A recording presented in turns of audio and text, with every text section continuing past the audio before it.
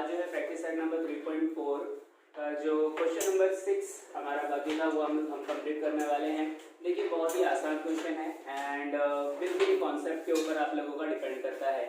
जैसे कि कौन सा कॉन्सेप्ट है इसके ऊपर, तो आप लोगों ने पढ़ा है cyclic quadrilateral theorem. Okay, cyclic quadrilateral theorem में आपने क्या पढ़ा है कि अगर किसी सर्कल के अंदर आपने कोई क्वाड्रिलैटरल ड्रॉ किया है और वो क्वाड्रिलैटरल साइक्लिक है तो उसके जो अपोजिट एंगल्स होते हैं वो एंगल्स सप्लीमेंट्री होते हैं। That means if you will add those angle आपको कितना डिग्री मिलेगा, 180 डिग्री। सप्लीमेंट्री का मतलब तो यही होता है ना। और यही साइक्लिक क्वाड्रिलैटरल थ्योरम का हमने कन्वर्स भी पढ़ा था।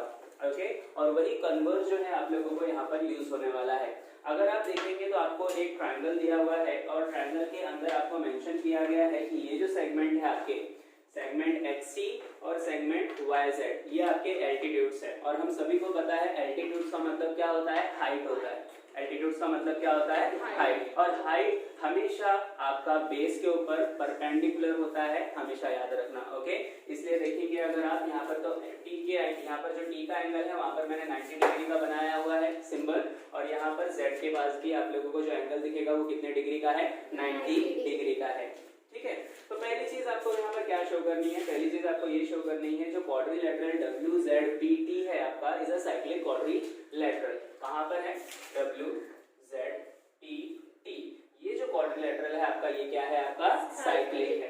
तो साइक्लिक क्वाड्रिलैटरल थ्योरम तो हमने पढ़ा है।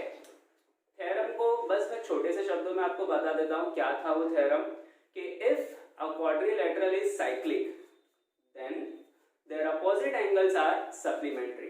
ओके, उसी का कन्वर्स अगर आप देखेंगे तो कन्वर्स क्या कहता है आपको कि if opposite angles are supplementary then the quadrilateral is cyclic। ऐसा ही कन्वर्स होता है ना। हम क्या करते हैं, स्टेटमेंट को जस्ट उल्टा कर देते हैं, कन्वर्स कर देते हैं। तो यहाँ पर बेसिकली आपको ये शो करना है कि ये जो अपोजिट एंगल्स हैं, ये दोनों अपोजिट एंगल्स क्या हैं, सप्लीमेंट्री हैं। That means if you will add them you will get 180 degree. और हम सभी को दिख रहा है कि भाई आप ऐड करेंगे तो 180 ही मिलेगा। क्यों 180 मिलेगा, ये भी 90 डिग्री है, ये भी 90 डिग्री है। 90 प्लस 90 कितना होता है, 180 डिग्री होता है, हम सभी को पता है। तो हो गया ये साइक्लिक या नहीं हुआ। तो आप देखेंगे फर्स्ट जो क्वेश्चन है आपका वो बहुत ही आसान है। इसका सोल्यूशन कैसे लिखेंगे, तो सोल्यूशन हम स्टार्ट करते हैं। सोल्यूशन, ओके, सोल्यूशन में हम क्या लिखने वाले पहले कि यहाँ पर ये जो एंगल बन रहा है एंगल Z, कौन सा एंगल है वो, angle YZW। Okay, angle YZW is equals to angle XEW। Angle XEW क्यों इक्वल है दोनों, तो यहाँ पर आप मेजर लिखेंगे कि each measures how much, 90 degree. Okay, अब एंगल में चाहे इसे XTW लिखूं या PTW लिखूं एक ही बात है ना, क्योंकि एंगल तो यहाँ पर T सेम ही रह रहा है। पक्की बात है कि नहीं है। ओके, तो यहाँ पर XTW की जगह मैं इसे लिखूंगा therefore angle PTW is equals to angle PZW। Angle PZW पक्की बात है। और दोनों का ही जो मेजरमेंट है वो कितना डिग्री है, 90 डिग्री है। ओके, तो अब हम क्या करने जा रहे हैं, हमें क्या प्रूफ करना था कि भाई अगर ये जो अपोजिट एंगल्स है ना इन्हें क्या अगर आप ऐड करेंगे तो 180 अगर आ गया दैट मींस ये सारे जो पॉइंट्स है, point P Z W T, ये सारे पॉइंट्स आपस में क्या है, साइक्लिक है। क्या है, साइक्लिक। ओके, तो बस इन दोनों को जो आपने निकाला है ना, जो इक्वल प्रूफ किया, इन्हें ऐड करके देखिए कि 180 आता है कि नहीं। तो therefore angle PTW plus angle PZW is equals to कितना हो जाएगा, 90 plus 90 degree which is equals to कितना हो गया, 180 डिग्री। पक्की बात है। तो हम लिखेंगे नेक्स्ट स्टेप में कि देयरफॉर ये जो सारे पॉइंट है या फिर ये जो क्वाड्रिलैटरल है WZPT is cyclic, quadrilateral. Reason क्या मेंशन करेंगे आप, रीजन आप मेंशन करेंगे by converse of cyclic quadrilateral theorem. Cyclic quadrilateral theorem. Okay, चलिए, तो पहला पहला जो पार्ट था आप लोगों का यहाँ पर खत्म हो गया, जिसमें आपने एक ही प्रॉपर्टी यूज की। कौन सी प्रॉपर्टी थी वो? Bicyclic quadrilateral theorem, converse of cyclic quadrilateral theorem. चलिए सेकंड क्वेश्चन की तरफ बढ़ा जाए। सेकंड क्वेश्चन है आपका, आपको शो करना है कि points x, z, t and y are concyclic point. कौन कौन से पॉइंट है देखेंगे, x, z, t and y। ठीक है, अब सर्कल के अंदर आप लोगों ने एक प्रॉपर्टी पढ़ी थी जब हम साइक्लिक क्वाड्रिलेटरल थ्योरम पढ़ रहे थे, तो उसमें जो है सर्कल की एक और प्रॉपर्टी आई थी हमें, कोरोलरी थी एक्चुअली में। एक क्या कोरोलरी थी, कोरोलरी कुछ इस तरीके से थी कि अगर आपके पास कोई सेगमेंट है, ओके चलो सेगमेंट का नाम मैं ले लेता हूं ए बी, ठीक है, और इस सेगमेंट से दो एंगल बन रहे हैं और वो जो दोनों ही एंगल हैं आपस में क्या है, कॉन्ग्रुएंट है। ओके, अब दो एंगल एक ही सेगमेंट से कैसे बनेंगे, सवाल ये भी है। तो बहुत आसान है, देखिए ये इस तरीके से मैंने एक एंगल बना दिया, देखिए एक एंगल बन रहा है यहाँ पर, इसको जो है सी नाम दे देता हूँ मैं, एंगल सी बन गया यहाँ पे, ठीक है। और इसी का यूज करके ये देखो यहाँ से एक और मैं एंगल बना देता हूँ, ये एंगल डी बन गया यहाँ पर, दिख रहा है सभी लोगों को। ओके, और किसी तरीके से अगर हमें ये पता चल जाए कि ये एंगल सी और ये जो एंगल डी है, ये दोनों ही एंगल अगर आपस में कॉन्ग्रुएंट है या इक्वल है, ओके, तो हम कहेंगे कि ये जो चारों पॉइंट्स है, point A B C D, ये चारों ही पॉइंट्स क्या हैं, कोइंसाइक्लिक पॉइंट है। क्या है ये, कोइंसाइक्लिक पॉइंट। समझ में आई ये प्रॉपर्टी आप लोगों को? ओके, यही प्रॉपर्टी का यूज करेंगे आप, तो आपका आंसर जो है 2 मिनट से भी कम के समय में आ जाएगा। ठीक है, चलिए तो यहाँ पर नीचे की तरफ देखें क्या है, points x, z, t and y are concyclic point. अगर आप देखेंगे, देखिए x y, देखिए पॉइंट x y देख रहे हैं आप, x से देखिए एक एंगल बन रहा है, एंगल x t y दिख रहा है आप लोगों को, और एक दूसरा ही एंगल यहाँ पर भी बन रहा है, एंगल y z x दिख रहा है आप लोगों को। और ये दोनों ही एंगल सेम एक ही सेगमेंट पे बन रहे हैं या नहीं बन रहे? एक ही सेगमेंट पे नहीं बन रहे, ये देखो एक्स वाई सेगमेंट से ही बन रहे हैं ना। एक एंगल यहाँ पर बन गया टी वाला और एक एंगल यहाँ पर बन गया जेड वाला। दोनों एंगल आपस में क्या है, कॉन्ग्रुएंट है कि नहीं है? क्योंकि दोनों ही एंगल की जो वैल्यू है वो कितनी डिग्री है, 90 डिग्री है। क्योंकि क्या था ये हमारे एल्टीट्यूड थे और एल्टीट्यूड हमेशा परपेंडिकुलर होते हैं। बात समझ में आ गई आप लोगों को? तो यही चीज मैं यहाँ पर मेंशन करने जा रहा हूँ। देखिए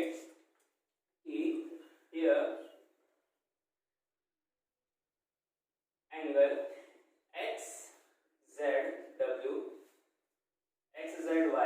XZY is equals to angle XTY। Reason mention करेंगे, each measures 90 degree, each measures 90 degree। दोनों एंगल क्या है आपस में, इक्वल है, 90 डिग्री है, दोनों एंगल आपस में क्या है, इक्वल है। ओके, इसका मतलब यहाँ पर हम जो है छोटा सा हमारा एक स्टेटमेंट मेंशन करेंगे और उस स्टेटमेंट के साथ में हमारा जो ये क्वेश्चन का आंसर है वो भी कंप्लीट हो जाएगा। जैसे कि क्या स्टेटमेंट हम मेंशन करेंगे कि angle Z and angle T are subtended by the same segment. Segment का नाम क्या है, XY। सेगमेंट का नाम क्या है, XY। और दोनों ये जो एंगल है वो दोनों ही एंगल आपस में क्या है, इक्वल है। देयरफॉर आपके ये जो चारों पॉइंट्स हैं, point X, point Z, point T and point Y, okay, तो point X, Z, T, Y are which point, are concyclic points. ठीक है, और इस तरीके से आपका जो क्वेश्चन नंबर 6 है वो कंप्लीट होता है। Let's move to the question number 7। चलिए, question number 7 and question number 8 जो है आप लोगों का बहुत ही एक दूसरे से रिलेटेड है एंड दोनों ही क्वेश्चन हम जो है साइमल्टेनियसली करने वाले हैं। ठीक है, क्वेश्चन नंबर 7 में और क्वेश्चन नंबर 8 अगर आप देखेंगे तो यहाँ पर आपके सिमिलैरिटी क्या है मैं वो आप लोगों को बताता हूँ। यहाँ पर भी आप लोगों के कॉर्ड्स है ड्रॉ किए हुए, देखिए यहाँ पर आप लोगों का कॉर्ड है DE और कॉर्ड है यहाँ पर AC। ओके, इधर पे आप देखेंगे तो आपके सेकंड्स है, सेकंड का नाम क्या है, एक का नाम है MN और दूसरे का नाम है MS। ऑलराइट, अब लेकिन अगर आप देखेंगे तो ये दोनों जो कॉर्ड है वो एक दूसरे को कैसे इंटरसेक्ट कर रहे हैं, सर्कल के अंदर इंटरसेक्ट कर रहे हैं। और ये दोनों जो अगर आप देखेंगे तो ये कहाँ पर इंटरसेक्ट कर रहे हैं, सर्कल के बाहर इंटरसेक्ट कर रहे हैं। तो ऐसे अगर क्वेश्चन आपके पास आते हैं तो इन्हें सॉल्व करने का बड़ा ही आसान तरीका है। अगर ध्यान में सिर्फ आपको इतना रखना है कि अगर इंटरनली एक दूसरे को वो इंटरसेक्ट कर रहे हैं, ओके, और आपको अगर एंगल का मेजरमेंट चाहिए, कौन सा एंगल, तो यहाँ पर देखिए, यहाँ पर कॉर्ड्स का फॉर्मेशन होता हुआ दिख रहा है, ऊपर एक कॉर्ड है AE दिख रहा है आप लोगों को, नीचे एक बड़ा सा कॉर्ड दिख रहा है DC, और यहाँ पर अगर एंगल्स देखेंगे तो देखिए एक एंगल कौन सा बना है आपका, एंगल ABE बना है, नीचे की तरफ देखेंगे तो एंगल ABC बना हुआ है, दिख रहा है आप लोगों को। दोनों में से ही किसी भी एंगल का मेजरमेंट अगर आपको निकालना है तो किस तरीके से निकालेंगे, और साथ ही साथ में ये भी देखिए कि ये वाला जो क्वेश्चन नंबर 7 है, यहाँ पर कौन सा एंगल बना है, सिर्फ एक ही एंगल बना है, वो भी आउटसाइड द सर्कल। कौन सा एंगल है वो, एंगल NMS, ओके। याद आपको ये रखना है कि जब इंटरनली एक दूसरे को इंटरसेक्ट करेंगे तो हम जो है आर्क को ऐड करने वाले हैं, जब एक्सटर्नली एक दूसरे को इंटरसेक्ट करेंगे तो आर्क को हम सब्ट्रैक्ट करने वाले हैं। कैसे किया जाए क्वेश्चन, तो देखिए पहले मैं 8 कराता हूँ, देन उसके बाद 7 भी साइमल्टेनियसली आप लोगों को करा देता हूँ, ओके। यहाँ पर आपको कौन सा एंगल ऑलरेडी दिया हुआ है, देखिए पहले एंगल ABE दिया हुआ है आप लोगों को, कहाँ पर है ये देख सकते हैं आप, एंगल ABE। अगर इसकी जगह पे एंगल DBC भी दिया होता तो भी आपको सेम तरीका जो मैं बता रहा हूँ उसी तरीके से सॉल्व करना होता, ओके।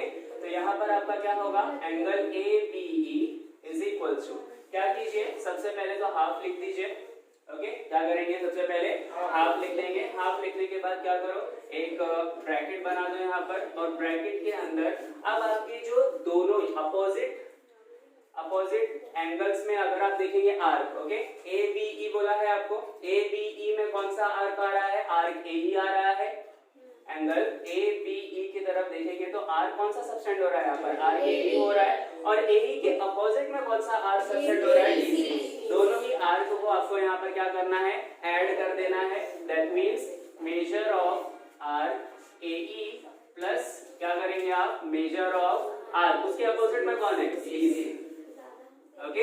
इस तरीके से अब सेम तरीका यहाँ पर भी करना है। यहाँ पर कौन सा एंगल दिख रहा है आप लोगों को, एंगल NMS, तो यहाँ पर आपका होगा angle NMS is equal to, यहाँ पर भी हाफ लिख दीजिए, ब्रैकेट डाल दीजिए, ब्रैकेट डालने के बाद, लेकिन अब यहाँ पर डिफरेंस है, डिफरेंस ये है कि जिस तरीके से आपने यहाँ पर ऐड किया था, यहाँ पर ऐड नहीं करना आपको, यहाँ पर क्या करना है आपको, सब्ट्रैक्ट। तो बड़ा आर्क कौन सा दिख रहा है आप लोगों को, आर्क NS, और छोटा आर्क कौन सा दिख रहा है, आर्क EF। बात समझ में आई, तो यहाँ पर आप लिखेंगे major of arc NS minus क्या करेंगे, छोटा सा arc major of arc EF। बात समझ में आई, ओके।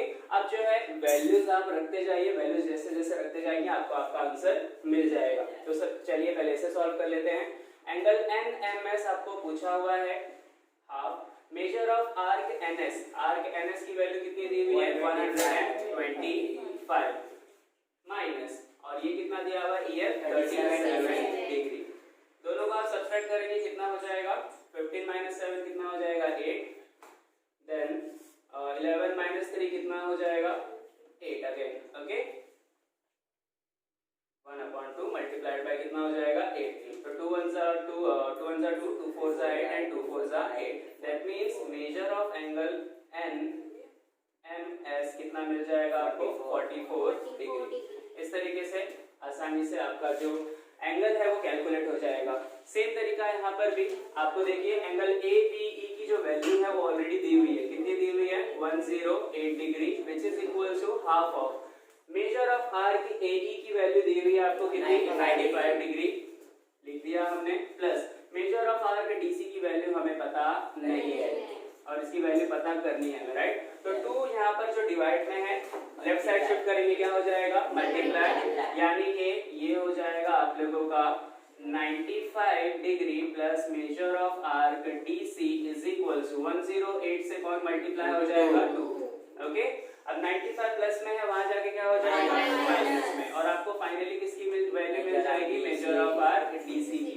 कैसे मिलेगी, सबसे पहले से मल्टीप्लाई कर दीजिए, 8 2 जा 16 एंड 1 आ जाएगा आपका, 2 1 जा 2।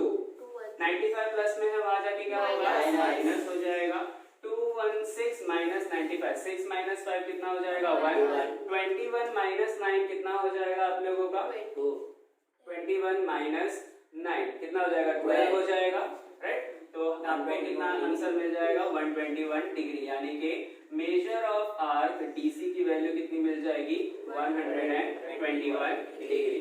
आई होप आप लोगों को ये समझ में आया होगा कि साइमल्टेनियसली ऐसे अगर क्वेश्चंस होंगे तो किस तरीके से आप सॉल्व कर सकते हैं। याद बस इतना रखना है कि जो कॉर्ड्स है वो कैसे आप लोगों के इंटरसेक्ट कर रहे हैं, इंटरनली इंटरसेक्ट कर रहे हैं या फिर एक्सटर्नली इंटरसेक्ट कर रहे हैं। इंटरनली इंटरसेक्ट करेंगे तो आपको उन आर्क को क्या करना है, ऐड करना है। एक्सटर्नली अगर करेंगे तो उन जो आर्क है वो आर्क को आपको क्या करना है, सब्ट्रैक्ट करना है, ठीक है।